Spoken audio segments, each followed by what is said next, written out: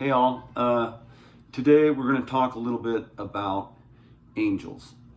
I was talking to my son yesterday about angels, and I was kind of explaining a few concepts to him.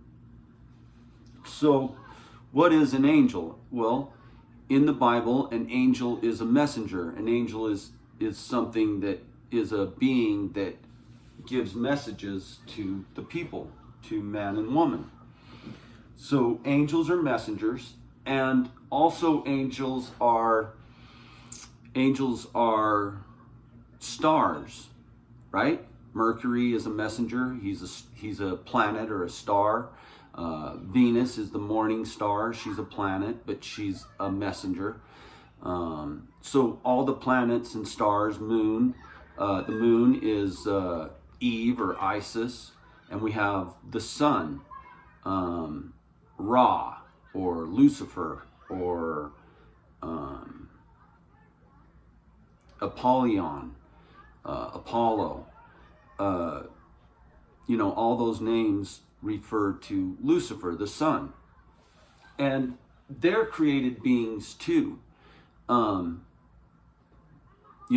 They are really no different than us. They're bigger than us, but they're created beings. And if we look at the earth, we can see that the earth is an actual living being. The earth is a feminine world. All bodies are worlds, and the earth is a body, and it is a feminine body that gives the essence and brings forth the essence of life. So planets and stars are living beings. And they may have masculine or feminine, they may be masculine or feminine in their physical body, because all bodies are worlds. Okay, so, but they're created beings. And, like Chiron last says, the little is the big. Well, let's look at the sun. The sun is made up of who knows how many atoms. It's beyond our ability to count. But the sun is made up of little atoms. So the sun itself is composed of smaller things, smaller matter. And the same could be said of our body. Our body is made up of atoms, the same material as the stars and the planets. We hear that all the time. So we're made up of the same stuff. And so the little is the big. We're made up of cells and all kinds of living organisms. So our body, in effect, is its own world. And because our body is its own world, then we're in control of our own world, right? We are the masters of our own domain. And since the little is the big, the little is really what makes up the big. So the sun, the moon, the planets, the stars, or whatever, they're the same as you and I. They're no different. That's why in the Bible, it tells us not to worship or to really even look at the stars or the planets or the sun and moon with that kind of reverence, because they're no different than us. And I'm going to read this passage really quick. Thou shalt you say to them, the gods that have not made the heavens, and this is a lowercase g, so the gods that have not made the heavens and the earth, even they shall perish from the earth. See? So we can see that there's a bigger aspect at play, since everything is part of creation. Nothing's better or worse than anything else. It's all part and connected together, where it's all, everything that's in creation is a part of it. So in this world, we live in this dual world. We live in a duality where there's life and death, and there's good and evil, and there's hot and cold, and left and right, up and down. It goes on and on and on. Well, we are in a dual world, where there's both, the positive and the negative. But if we were to consider source or heaven, we would realize that there wouldn't be any duality. It would be absolute. It would be eternal. It would be infinite. And so therefore, there wouldn't be evil in heaven. It's pure. It's just good. It's singular. It's not a binary or a dual world. So the angels were the messengers, and they bring forth the messages, and they sing them. That's what angels are. They're singers, and they're messengers, and they're stars and planets. They're heavenly bodies. That's what the Elohim are. The Elohim are the fallen angels. El means God or Saturn, El means God. It also means Saturn specifically, but it also means God. It's a title. And if you add Ohim to it, then it becomes plural. It would become the gods. And so the Elohim are the gods. They're the fallen ones. They're the fallen angels. We're not supposed to worship the fallen angels because the little is the big. We're made up of the same material, okay? So angels sing messengers, or they sing messages, and they're stars, right? And they were there at the beginning of creation. They sang for joy when creation, existed, when existence came into existence. The angels sang. They shouted for joy. So in the Bible, we see that Adam and Eve were the first two people to transgress. They were the first two people to start worshiping the serpent, the Satan. They wanted to be like God. They wanted to know the difference. They wanted to know good and evil and become like God. Well, so that would be the Elohim. They bit from the tree of death.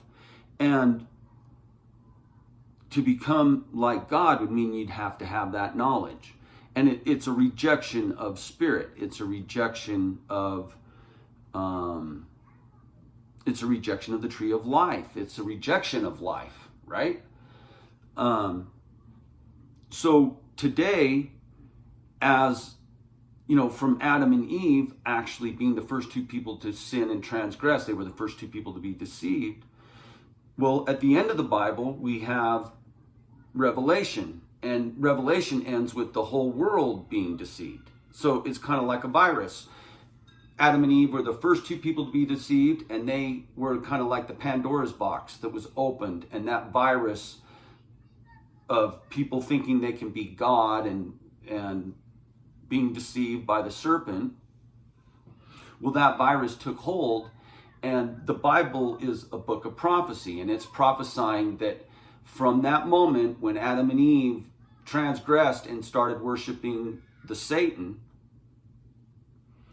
that eventually the whole world would worship the Satan and they would take the mark of the beast. That's why it says the whole world will be deceived, and both free and bond will be marked to buy and sell.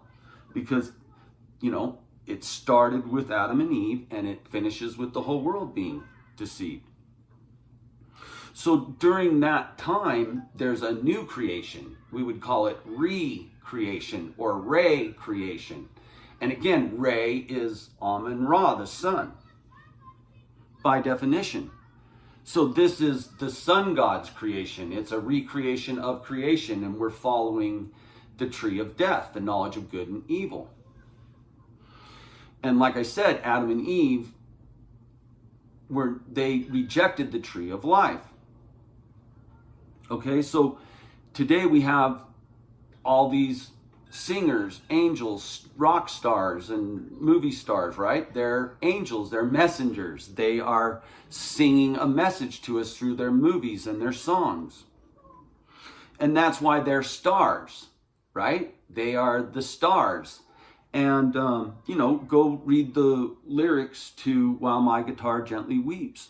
George Harrison and the Beatles, they're angels, they're messengers, they're stars. And they sing messages. So if you read the lyrics to that song, you'll see that he's dissing on money, and he's talking in a very occult, satanic way about how money has perverted everybody. See, he's the angel, he's the messenger, he's the star, and he's singing his message.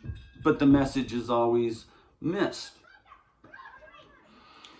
So that's why we live in the mess age, okay? So, again, Adam and Eve rejected the tree of life and they bit from the tree of death. So I'm going to read you a few things I was just looking up. Because, see, angels are powers, they're forces, they're rules, right? So we could look at greed. Greed is an energy, it's a power, it's a force, it's an angel, it's a messenger. And it is what it is. It just does what it's supposed to do. It doesn't deviate, right? We could look at,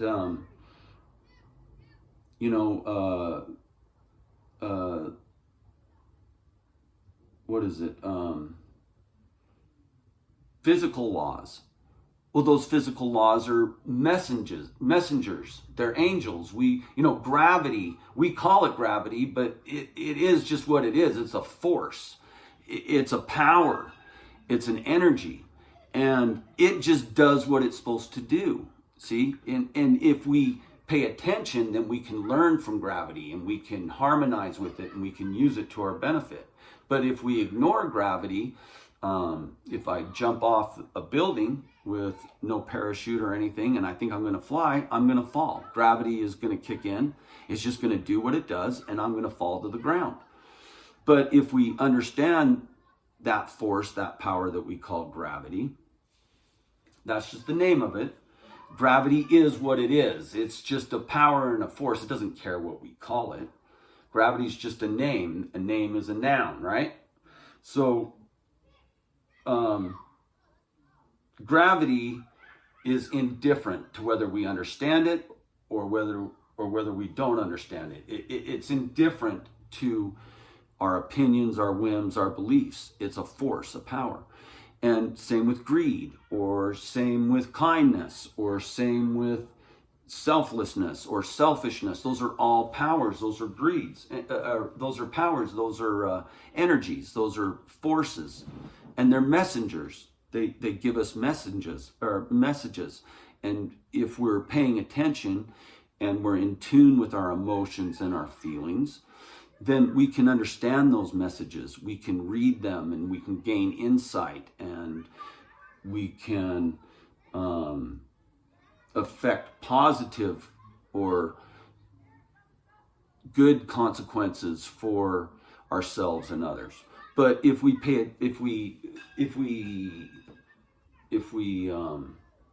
ignore those messages, if we ignore those powers, those forces, those energies, then we're gonna find what we call negative consequences, and we're gonna either harm ourselves or harm others or harm the earth or whatever. So there's two ways to look at this life, right? Either we can be in touch with the truth and we can be in touch with the all, which is the source of all things, including us, the planets, the moon, the stars, or we can ignore that greater spiritual source and we can get caught up in the stars and the angels, the messengers, and think that they're our rulers, and they're not. And when we look at them in that way, then we start thinking we can be God, since we're made up of the same stuff as them, and the little is the big. So that's where that whole idea of becoming God came from. And somebody that thinks they're God is someone that has kind of rejected life. They've rejected the humility, the gift of life.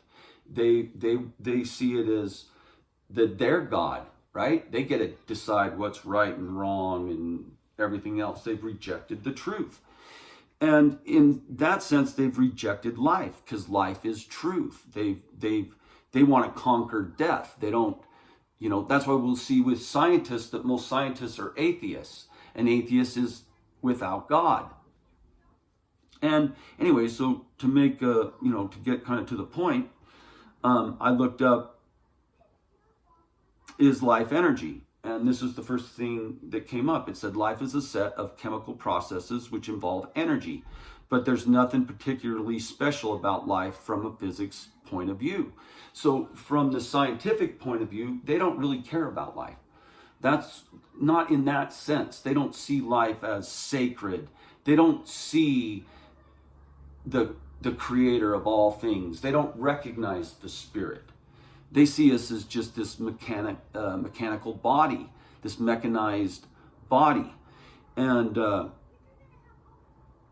so they don't understand. What science doesn't tell us or teach us is that those chemical processes and that energy that we burn or consume comes from outside stimulus.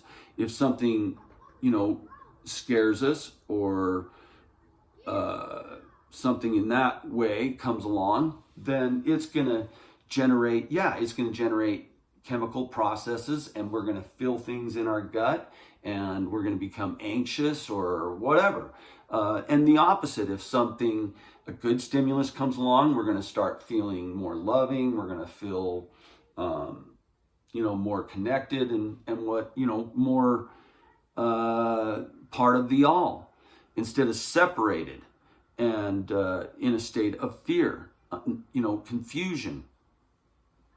So anyways, the scientific way to look at life doesn't really see life as special, right? And then, but that would be the physical and material side. But if we look at it from the spiritual side, then are we just a form of energy? Your physical body may walk in the world of matter, but a subtler aspect of you, woven within and throughout your physical body, moves and interacts on a level of pure energy. Science shows us that everything is made up of energy. So we are energy. We are beings of energy. And the body needs the energy for the spirit, because life is spirit, is energy, is a force, is a power. They're all congruent, an essence. All of those things are synonyms of each other. They all mean the same thing. To live, we have to burn energy. So, that's the spirit that we're in. That's if we're in the right spirit, the right power, the right force, the right essence, then we could be seen as angels. However, if we let greed and selfishness and money and our own selfish experiences and everything, happiness and all that bullshit, if we let that overtake us, then we become the demon. We become demanned. A demon is someone that is de-one. Mon means one, it means man, and de is to take away from, without. To deforest or to de-leaf a tree would be to take away all the leaves off the tree, right? So, the same thing applies with demon. To demand something is to remove the spirit, right? You remove the spirit from the man, and the man is now a demon. He's not following truth. He's not following love. He's not following the forces, the powers, the angels, the messages or messengers that are here to show us the right way. He's caught up, or she's caught up in the demonic realm. And you can see how, and that's why, so let's get back to spirit. Spirit is the conscience, and conscience is science. You're against science, science, against science. Because you know that everything is living. You know the earth is a living being. You don't want to kill it. You don't want to destroy it. You don't want to consume it. The earth is which allows us to live. It gives us everything. The money part of it is just a fake belief that we got to have money to access the abundance that earth gives to everybody out of love, out of freedom, out of spirit. Okay, I'm going to wrap this up really quick. I know I'm going a little bit long, but I want to read a few things. All living things need energy for everything they do, whether it's running a race or blinking an eye. In fact, every cell of your body constantly needs energy just to carry out basic life processes. Dark energy may be the purest form of energy, existing independent of particles, but as far as any effect other than the expansion of the universe, that energy is inaccessible to everything else in the universe. Life, the property or quality that distinguishes living organisms from dead organisms and inanimate matter. Spirit, a force or a principle believed to animate living beings. The Holy Spirit. Spirit, a supernatural being, an angel or demon, a being inhabiting or embodying a particular place, object, or natural phenomenon. So you're a being. Are you inhabiting greed and selfishness, or are you inhabiting selflessness, love, care, treating others as you would be treated? You know, the golden rule, truly. Let's see, let me move on here. Spirit, an attitude marked by enthusiasm, energy, or courage. The root of the word courage is core. Core is heart, in Latin, I believe. Energy, exertion of vigor or power. Power, the ability or capacity to act or do something effectively. Physical strength or force exerted. Force, the capacity to do work or cause physical change, energy, strength, or active power. Angels, the last, let's see. One who manifests goodness and purity. See, goodness and purity, those are energies. Those are spirits. Those are essences. They're principles. They are truths. They're messages. Because when we're in those energies, spirits, then we are manifesting goodness and purity. We're in the action of doing. A verb, not a noun, a person, place, or thing. Angel, a person, especially a woman who is kind and pure. Angel, divine messenger, spirit, cherub, archangel, seraph, spiritual being, guardian spirit. Angel, a pure, uncorrupted person. Messenger, one that carries messages or performs errands. A forerunner, a harbinger, a prophet. A star, a celestial body that generates light and other radiant energy and consists of a massive gas held together by its own gravity, in which the energy generated by nuclear reactions in the interior is balanced by the outward flow of energy to the surface, and the inward directional gravitational forces are balanced by the outward directed gas and radiation pressures. Generated by nuclear reactions, energy generated. So we can see that the star is a living being. It's energy. Energy is life. The moon, the planets, the stars. If the earth is a living being, why wouldn't all of those other things be living beings? But they're no better than you. You're made up of the same stuff.